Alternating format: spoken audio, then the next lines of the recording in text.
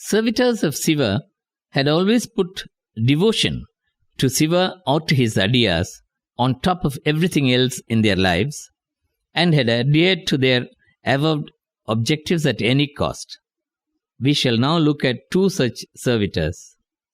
MANAKKANCHARAR Nayanar Puranam. MANAKKANCHARAR hailed from a head farmer's family in a village then called Kanjar. He was also the chieftain of the king's army.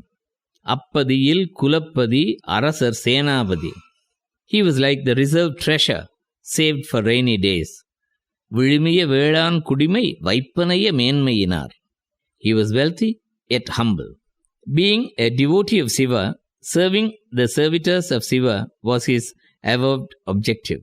While he was intuitively taking care of the wants of adiyas even before they asked for, he had one want himself, a child.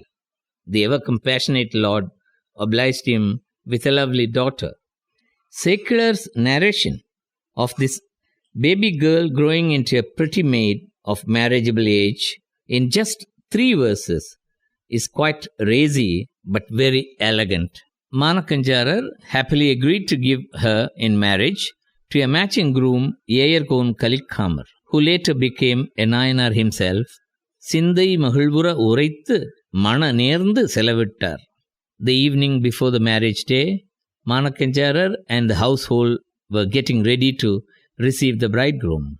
But before that, the Lord, who was always in the mind of MANAKKANCHARAR, arrived there taking the form of a Maviradiyar, one of the 4 subsects of Saivism.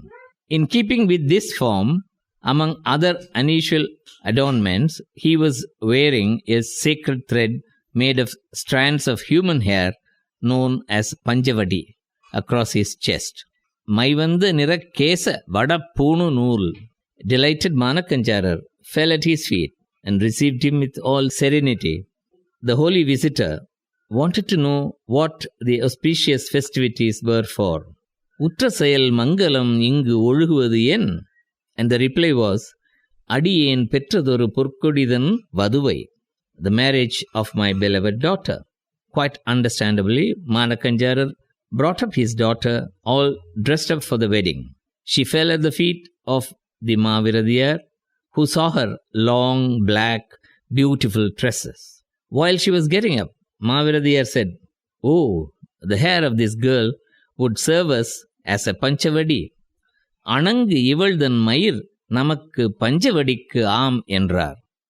MANAKKANCHARAR promptly pulled out the sword from his waist, cut the hair of his beloved bride-to-be daughter, and handed it over to Maviradiyar. While everybody around was dumbstruck, Maviradiyar disappeared from the scene, only to reappear on the sky with his consort and bless MANAKKANCHARAR and his family, who fell at his lotus feet. Meanwhile, the bridegroom Yeyarkon Kalikkamar reached the spot and was disappointed that he missed the opportunity. But consoled by the divine voice that he would get one too, and the fact that his bride got back her hair, he went ahead with the wedding, and all was well then. VIRANMINDAR Nayanar Puranam.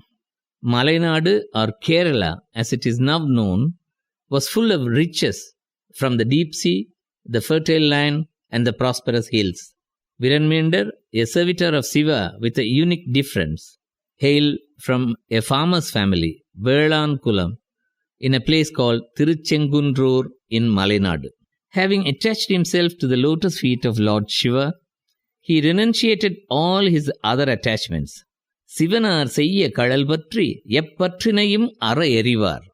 He set on a pilgrimage to all the holy places of Siva.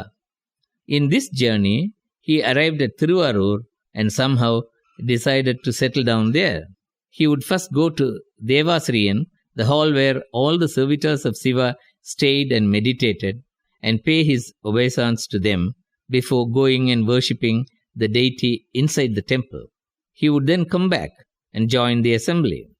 One day, while sitting there, he saw Sundaramurti Swamigal, said to be a close companion of Siva, walking straight into the temple without paying his obeisance to the adiyars resplendently assembled in Devasriyan.